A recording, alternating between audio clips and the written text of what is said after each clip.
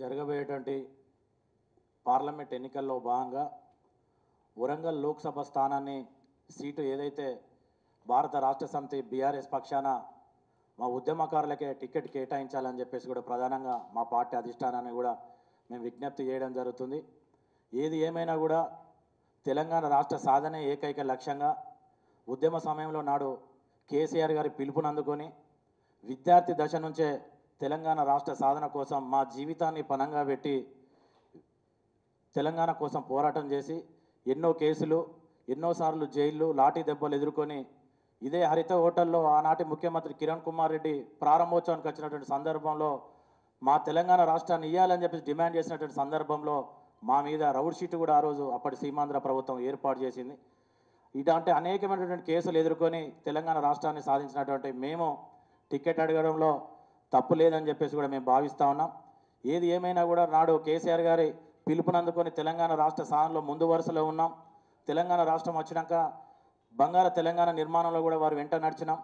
వారి సారథ్యంలో అనేకమైనటువంటి సంక్షేమ పథకాలను ప్రజల్లో తీసుకెళ్లడానికి పనిచేసినాం.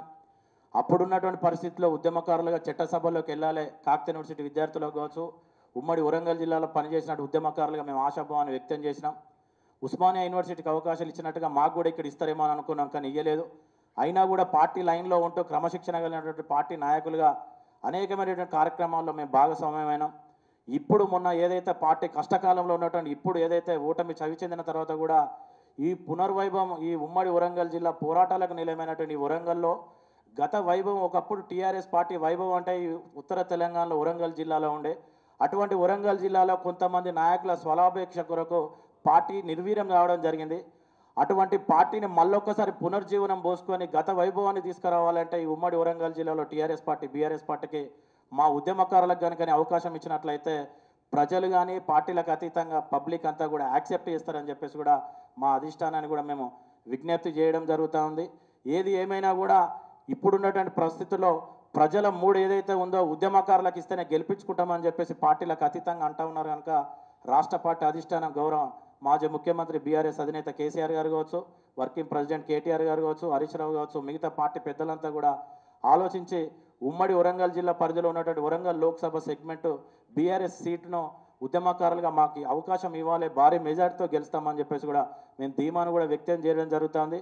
ఏది ఏమైనా కూడా వాళ్ళ స్వలాభం కోసం పదవులు అనుభవించి 10 సంవత్సరాలుగా ఈ ప్రజల, ఈ పార్టీ కార్యకర్తల శ్రమతోని గెలిచినటువంటి వాళ్ళు అధికారం 2 నెలలు కోల్పోయిన వెంటనే ఈరోజు వాళ్ళ పదవుల ఆకాంక్ష కోసం మిగతా రాజకీయ పార్టీలకు పోతా ఉన్నారు. ఇది చాలా సిగ్గుచేటు. ఎందుకంటే కష్టకాలంలో తెలంగాణ రాష్ట్రం వస్తుందో రాదన్నటువంటి సందర్భంలో తెలంగాణ కోసం జెండాలు పట్టినటువంటి మేము ఏదైతే మా యవ్వనాన్ని, విలువైనటువంటి ఏదైతే భవిష్యత్తును కూడా తెలంగాణ రాష్ట్రం కోసం మేము ఫనంగా పెట్టి పోరాటం చేసినటువంటి మాకు కనుక పార్టీ టికెట్లు ఇస్తే ఖచ్చితంగా గెలుస్తామని చెప్పేసి కూడా తెలియజేస్తూ, మాకున్నటువంటి కొంత సోషల్ మీడియాలో లేకపోతే ఇతరత్ర మీడియా ప్రసార సాధనాలలో ఏంటంటే ఏ రాజకీయ పార్టీ, మా పార్టీకి సంబంధించినటువంటి కుటుంబ సభ్యులకు టికెట్లు ఖరారు చేస్తామున్నామని చెప్పేసి కూడా మాకు తెలిసింది.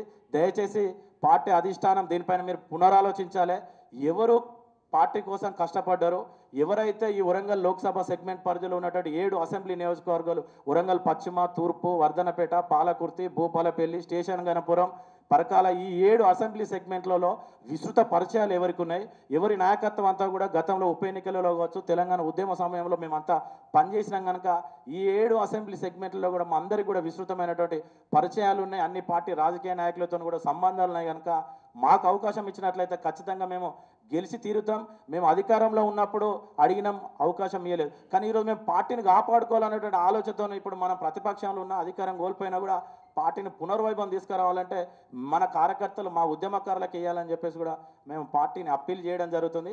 పార్టీ ఆ దిశగా ఆలోచించాలని చెప్పేసి కూడా తెలియజేస్తూ, మీరు ఏదైతే తీసుకునేటువంటి నిర్ణయం పార్టీ కార్యకర్తలు ఆమోదయోగ్యంగా ఉండే విధంగా అధిష్టాన నిర్ణయం ఉండాలని చెప్పేసి కూడా మేము కోరుకుంటా ఉన్నాం. ఇక్కడ స్థానికంగా ఉన్నటువంటి క్యాడర్ కావచ్చు, పార్టీ కార్యకర్తలు కావచ్చు, ద్వితీయ శ్రేణి నాయకత్వం ఏం ఆలోచిస్తూ ఉంది, ఎవరైతే బాగుంటుంది, ఉద్యమకారులకు ఇస్తేనే బాగుంటుంది, పార్టీ కోసం కష్టపడ్డోళ్ళకి ఇస్తేనే బాగుంటుంది అని ఆలోచిస్తూ ఉన్నారు. కానీ ఎవరు మొప్పు పొందడానికో, ఎవరు పార్టీని ఇవ్వకపోతే వీడుతారు అని చెప్పేసి ఆ బ్లాక్ మెయిల్కు తలోకి కనుక వారి కుటుంబ సభ్యులకు కనుక ఇస్తే ఇక్కడ పార్టీ కార్యకర్తలు పనిచేయడానికి సిద్ధంగా లేరు. పార్టీ కూడా ఆ రకంగా ఆలోచించదని చెప్పేసి కూడా ఈ ఈ సందర్భంగా కూడా తెలియజేస్తూ ఏది ఏమైనా కూడా మేము మా ఉద్యమకారులకు కనుక మీరు టికెట్లు ఇచ్చినట్లయితే అందరూ ఐక్యమత్యంగా ఉండి ఖచ్చితంగా కేసీఆర్ గారికి వరంగల్ పార్లమెంట్ సీటును బహుమానంగా ఇచ్చడానికి మేము సిద్ధంగా ఉన్నామని చెప్పేసి కూడా తెలియజేస్తా ఉన్నాం. అలాగే ఎస్సీ రిజర్వ్డ్కి సంబంధించినటువంటి లోక్సభ స్థానం కాబట్టి ఆ దళిత సామాజిక వర్గానికి సంబంధించిన నాయకులమే ఉన్నాం.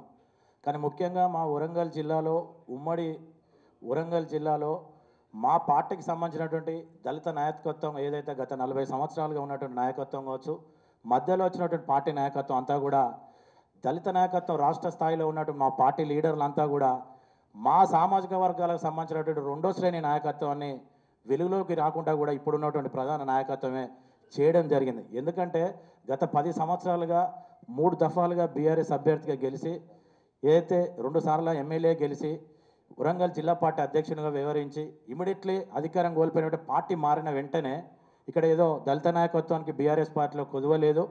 యంగ్ జనరేషన్గా ఇక్కడ ఉన్న వేదిక మీద మేము నలుగురమే కాదు, ఉమ్మడి జిల్లా వ్యాప్తంగా ఎస్సీ సామాజిక వర్గానికి సంబంధించినటువంటి చాలామంది నాయకత్వం యువకులంతా కూడా పెద్ద ఎత్తున కూడా ఈ జిల్లాలో ఉన్నారు.